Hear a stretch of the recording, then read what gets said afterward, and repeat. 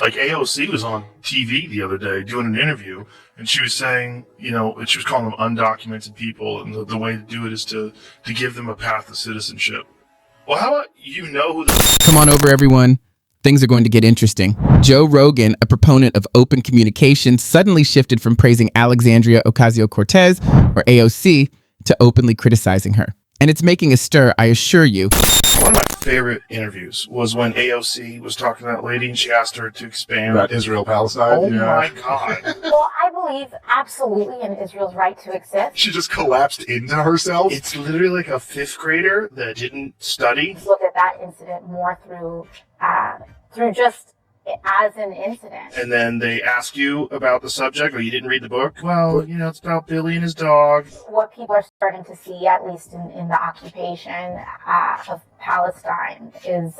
But the crazy thing about that interview is that her first comment comes off with, total authority. I am a proponent of a two-state solution. One little follow-up question. The question's like, well, what do you mean by that? And then you just see her get weaker and weaker. You use the term the occupation of Palestine. What did you mean by that? Well, what do you mean by that? She's like, I don't know what I'm talking about, man. Yeah. She literally goes, I'm really not the expert. Do you think you can expand on that? I am not the expert on geopolitics on this issue. Rogan was once a logical voice endorsing AOCCC's ideals, but he has since openly questioned her understanding of reality, especially in relation to immigration. All parts of the political spectrum, one of the biggest issues that we have when it comes to immigration is the fact that we have an undocumented population. Now, you can fix that by trying to build a wall, or you can fix that by trying to document people and create a path to citizenship. And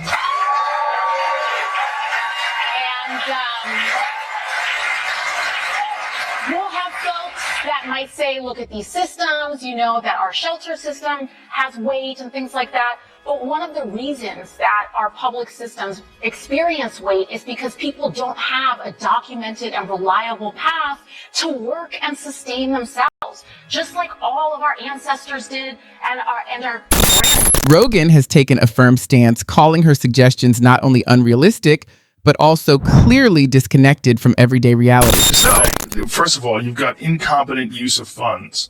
Where does the money go? Exactly. All our taxes. Where does it go? This idea that if you tax the rich, that all of a sudden all the problems will stop existing. That is so silly. You still have incompetent people that are distributing the money. They'll just create more jobs. There'll be more red tape. And we get them more in debt. Yeah. What we got to do is figure out a real plan for engineering our civilization. Think about it. Immigration is a hot topic in America. Furthermore, Rogan raises an eyebrow at AOC's description of her ideal world with open borders, challenging her to face the destruction that such ideas could unleash.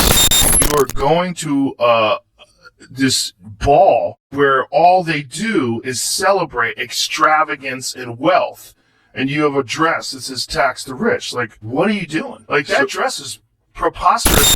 Someone had to acknowledge Rogan's bold choice. It's exciting to see these two titans of speech and policy compete, to be honest. Nor is it merely noise. It may signal a shift in the political discourse. Therefore, if you want to be informed about these contentious discussions, make sure to hit the subscribe button. You may ensure that you never miss a moment of this political drama roller coaster by clicking subscribe. Our channel continues because of your support. Let's delve further together. Let's now investigate the cause of the dispute surrounding Joe Rogan's harsh criticism of Alexandria Ocasio-Cortez. Rogan, a man known for his unvarnished honesty, dissected AOC's principles with the skill of a surgeon. You might be asking why a comedian and podcaster is so passionate about politics. AOC was on TV the other day doing an interview, and she was saying, she was calling them undocumented people, and the way to do it is to give them a path to citizenship. Well, how about who the fuck they are? Because if you're a person from another country, say if you're in Europe and you want to come to America and become an American citizen, you're an architect or whatever, this is a long, lengthy process. And they only take a certain amount of people every year, and you have to prove that you have a skill. There's a reason why you should be here.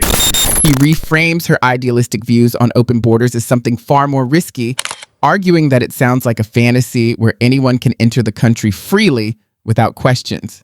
In his view, AOC paints America as a place where struggles magically fade away the moment someone arrives. But Rogan strongly disagrees. He highlights what he sees as massive gaps in border security and recalls the time when AOC pushed for broad paths to citizenship while labeling the current immigration system as broken. While Rogan admits those ideas may sound appealing in theory, he insists they don't hold up in the real world. To make his point, he compares it to hosting a dinner. You don't invite everyone in without knowing who's coming, leaving the door wide open and hoping everything works out, he argues, is simply not realistic. Here's the thing. First of all, you've got incompetent use of funds.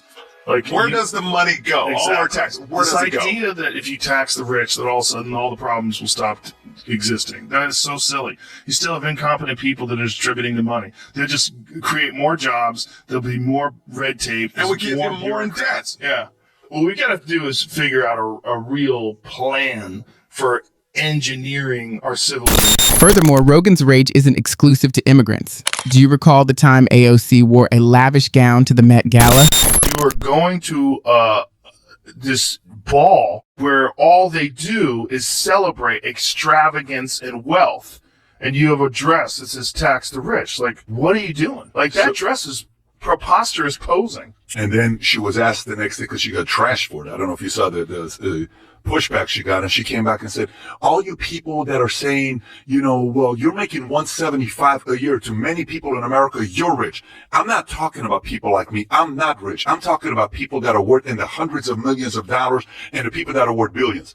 It's always the person that's slightly rich. This is an extravagant occasion. However, she shows there and insists on taxing the people who are making money off of the six-figure price tags. When Rogan called it ridiculous posing, millions of people on the internet concurred. Many, including Rogan, see it as a grandiose gesture that betrays AOC's disengagement from her advocacy of equality and justice. But Rogan doesn't stop there. He provides additional details regarding the broader fiscal policies of AOC, particularly her tax the affluent stance. He thinks it is clearly absurd and that it is built on resentment rather than a solution. You got to start from a place. Put it like this. I don't know if you heard of this Green Deal where they want to take 70% of anyone that makes over $10 million, 70% of their income. That's hilarious. That's hilarious. It's the dumbest thing ever. That's AOC, right? Is that her idea? It's the dumbest thing ever. I don't mean, I wasn't calling her a bitch. No. I like her. I'm saying good luck bitch as a expression. Yes. I like her too. I like her. But I don't agree with her with that, but I like her. But what I'm saying is my friend was like, oh, if the Democrats win, that's going to get passed because we need...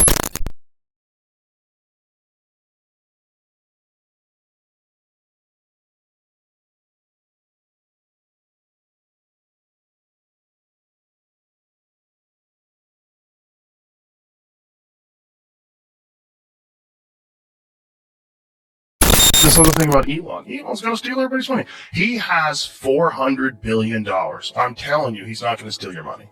I'm telling you, that's not what he's doing. What he's doing is, he's a super genius that's been fucked with. Okay? And when you've been fucked with by these nitwits that hide behind three-letter agencies, and you're dealing with one of the smartest people alive, and he helps Donald Trump get in office, and he goes, I want to find out what kind of corruption is really around.